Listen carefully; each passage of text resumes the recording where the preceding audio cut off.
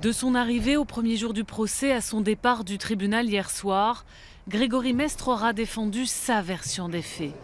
Celle d'un rendez-vous consenti avec le jeune plaignant. Version qui n'aura donc pas convaincu.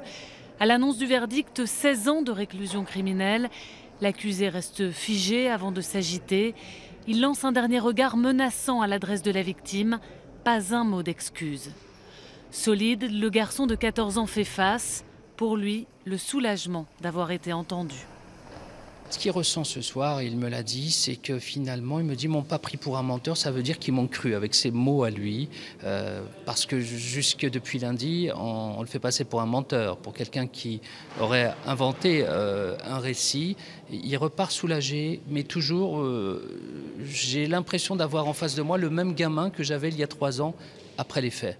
Ce 25 septembre 2015, ce viol dans un bosquet du quartier de la Ronde-Couture alors qu'il rentre du collège. L'accusé a obstinément nié à l'audience malgré l'ADN, malgré les blessures de l'enfant. Une attitude qui a pesé dans la décision.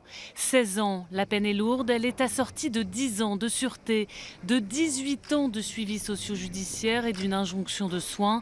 Pour la défense, la décision ne règle rien. On ne peut pas engager un traitement efficace quand on est entre 4 murs. Donc en fait, ce qu'on lui dit, c'est qu'on va attendre au moins jusqu'à la 10e année de détention, potentiellement jusqu'à 16 ans de détention, pour qu'il puisse commencer à effectuer cette démarche de soins.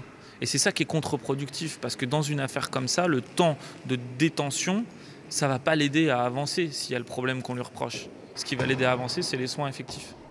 Grégory Mestre a 10 jours pour faire appel. Son avocat lui a conseillé de prendre le temps de réfléchir désormais.